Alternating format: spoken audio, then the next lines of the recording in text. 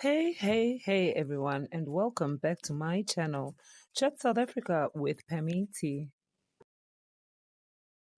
So today, being the 2nd of April 2025, is the day that Pastor Timothy Omotoso, a Nigerian televangelist of Jesus Dominion International, a church based in Durban and Port Elizabeth, who had been facing up to 63 charges, including human trafficking and rape, had been set free after 8 years in prison. So the televangelist had been kept in prison as he was considered a flight risk and was denied bail after having tried to flee the country. However, his two co-accused were granted bail and have been attending court alongside Omotoso on the days of appearance. All power. Each we never lose.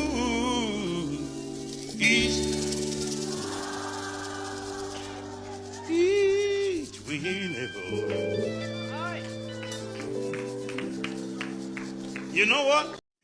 So Omotoso's freedom comes after the tragic unaliving of the main witness in this case, who was brutally gunned down by hitmen at her home at Gqeberha on the 7th of March 2025. Stand up. We need to work together. We need to stop abusing and assaulting people that are trying to make good in this country. Because people assaulted me. They've been insulting me, naming me, calling me by names. I don't know whether by doing a good thing is it a sin. And the people, they need to understand that this is, I'm not getting I'm not getting paid for what I'm doing. I'm doing it out of my heart. And for my foundation to take care of these young girls because they've got nowhere to cry on. And I have to avail myself. I'm there. I'm calling Minister that we look at Omotoso's, as you did stated before, that he's getting a preferential treatment. We need to look at that. And we need to affirm and stand for that. That he needs to feel that he's in jail. He needs to feel that. He must not think that he's in his place there. So we need to also to work on closing these churches. And if any one of those so-called pastors, they don't have qualifications, we need to close those churches. Thank you so much.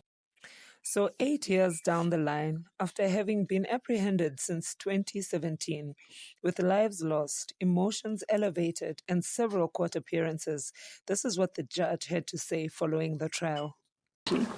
When deciding whether the state has proved its case beyond reasonable doubt, this matter falls into the category where, in my view, the explanations of the accused are improbable, and I don't subjectively believe them.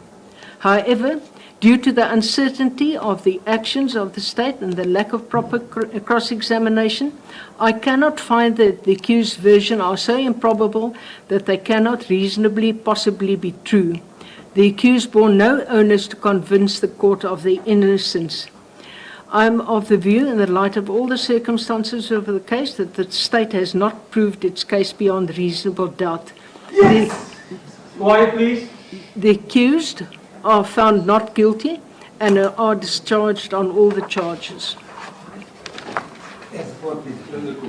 The court will adjourn. All right.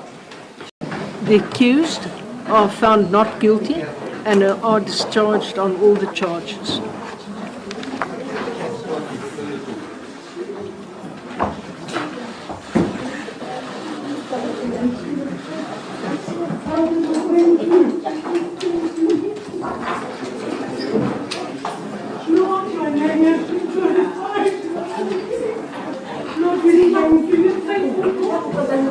Father, we thank you. We give you all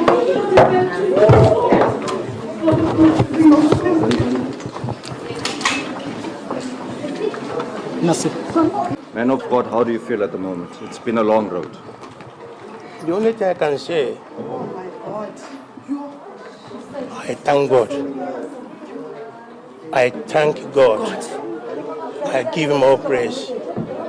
I am 67 by July, next July. I've been in prison for 80 years. for 80 years. Are you looking to maybe, take legal action forward, seeing as you're not guilty and you've spent so many years? I think it's better for me to rest first. Yeah. I've been in prison for 80 years at this age, so I think we should give some time for that. Pastor, sorry, what's the first thing you want to do when you get out of prison after 8 years? Only God can tell me. When it is time, God will speak to me. So these news have affected many in different ways, some good, some bad. But let's take a listen to what one of the witnesses, Cheryl Zondi, had to say. Lies and all sorts of fabrications spread about us online when we're walking down the street. Our lives have never been the same after coming out about this. And one has to wonder, so this is what the last 8 years of our lives has come down to. The main concern wasn't even the knowing of what he did to us. It's knowing that he's not gonna stop. He's gonna continue doing this to other women and other girls. And that's what we wanted to stop. That's what we wanted to prevent. To say it ends with us and it's not gonna go any further. But he's not gonna stop, it's in his nature. And I feel that this is kind of enabling to him. I think things may only get worse from here. Definitely gonna be more pompous and believe that this is an act of God. And it's not. I think we're all familiar with the fact that evil prevails in this world. And it's really unfortunate. So some were celebrating the release of the pastor with singing and dancing outside the courthouse.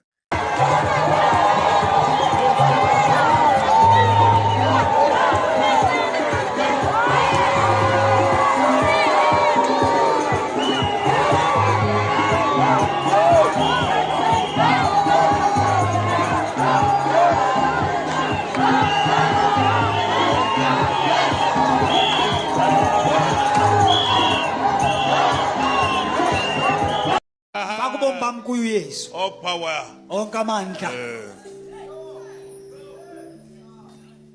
Each we never lose. Each. So that is how the day of Nigerian pastor Omotoso ended. He will be deported back to Nigeria, and only God knows what his next move will be. After he's taken a rest, of course, after this terrible ordeal.